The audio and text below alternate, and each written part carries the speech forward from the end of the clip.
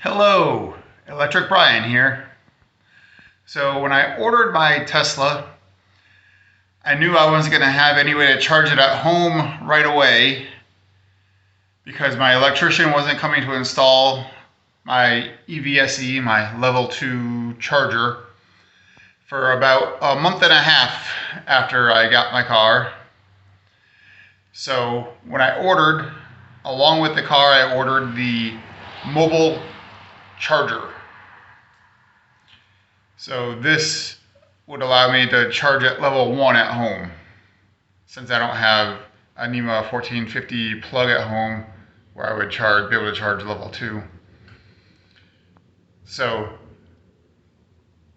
I actually was able to pick up the car 3 days before the mobile connector, the mobile charger actually made it to my house. So it wasn't too bad of a problem at all because of the free charging in my area. So it was easy to charge enough for those 3 days of usage. And then the level 1 charger actually got me plenty of charge for daily use, supplementing it with the free level 2 charging. So the only problem with the mobile connector is that the only outlet I have in the garage is in the ceiling. So when I plug it in, there's a lot of stress with the weight of the mobile connector just pulling down on the outlet. So I didn't really like that. It did not feel safe. See how you can see it's pulling it out? So what I did is I hooked up a cam buckle strap to this conduit here. It's going to take all the weight off the plug, off the outlet. We have it now. It's nice and secure up there with no pressure on the outlet. Makes me much more comfortable. So this is the mobile connector here. Allows you to charge on level 1. Back's a little tight there. So here's the main unit, and it comes with a NEMA 550 plug, which is just your typical household plug, and it also comes with a NEMA 1450 plug, which you would use if you're like at an RV park using the power there, or a lot of places have outlets with the NEMA 1450 plug. But like I said, I had no use for that to start, just level 1 charging. Comes with a nice long cord and obviously the Tesla handle here, the Nax handle.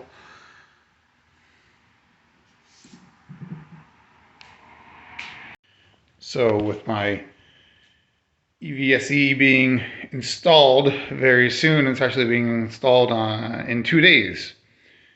And I'll have plenty of charge to get there, so I won't need to be using the mobile connector, but I will definitely need it for the future. I know I'll be staying at an Airbnb that has level 1 charging for free, so that'll come in very handy for that. So what I ordered is the Emporia smart home charger. It had great reviews from many people online, and it worked out perfectly for me because it's under $500. It's actually $399. The $500 price point is important because in Connecticut you get a $500 rebate on the purchase of a smart home charger. There are only 4 chargers that qualify, and this is the only one that's under $500. So it's a free charger. So comes with the installation guide. I won't be needing that, but my electrician will. I hired a licensed electrician to do all the work for this. Let's see, we have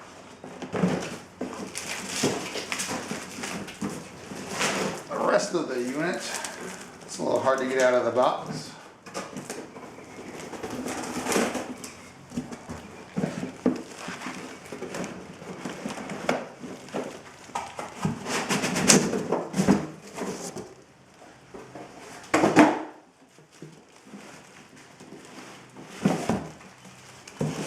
It's quite hefty. So there's the main unit that will be on the wall. It comes with a NEMA 1450 plug built in. My electrician will be taking this out of the unit because I'll be hardwiring it to get the full 48 amps out of it. That's a nice 20-foot long cable and the J1772 adapter. Of course, I'll be using the Tesla adapter that came with the car.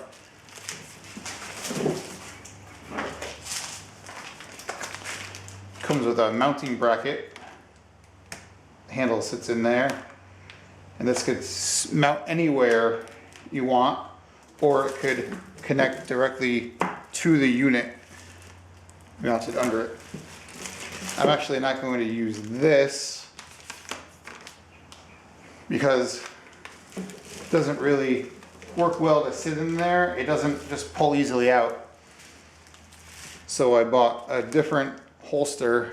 I'm going to be doing a whole setup to get the handle to my other side of my garage. And it comes with all the mounting brackets you need.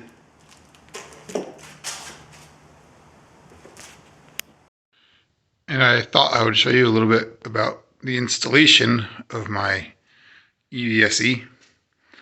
So I have all my solar breaker here, solar meter, and the unit. And then I have plenty of room in my breaker.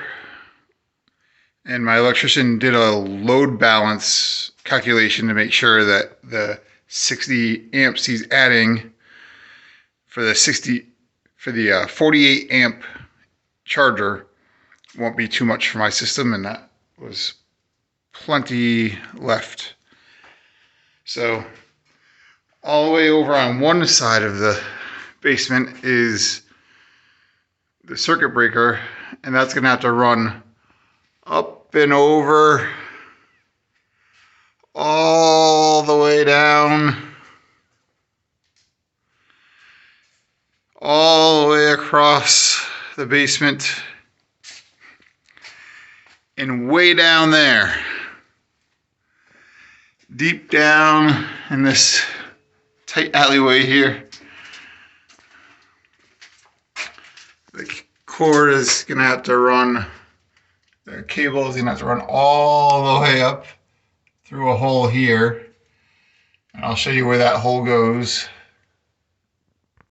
So the cord will end up coming out here in this, it's a closet in the garage. Through this wall, I'll move the ladder for the electrician. It's going to come out the wall, run along the floor, and the charger is going to go right in the middle of the garage there. So it's about a 75-foot run of the cable.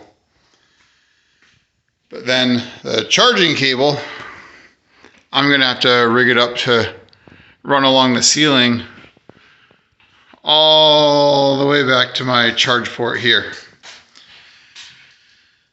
So it will be tricky in the plaster, but I'll get it done. And my charger is all installed now. That's a nice big 1.25 inch conduit, which is thicker than my solar panel conduit. So as I said, the conduit with the wires in it runs all throughout the basement.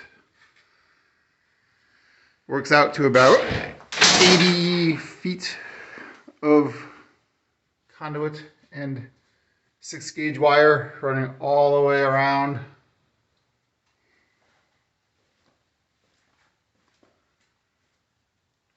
and way down to the end of the line there. And there is the Emporia charger, all installed, up and running. It's working great. So as I said, the only issue is the cable management. Right now I just have it hooked on a hook that I was using to hang a bike. So it's a pain to grab it all off here and bring it all the way down to the car, the nice big heavy cable. And I'll have to cut off this cover that doesn't work, obviously, with the NAX connector, NAX adapter on there. And the really hard part is then bringing it back over and winding it all up on the hook. So the system that I'm gonna do to bring it along the ceiling is gonna be much easier. But until then, it's great to have the charger. It's working perfectly.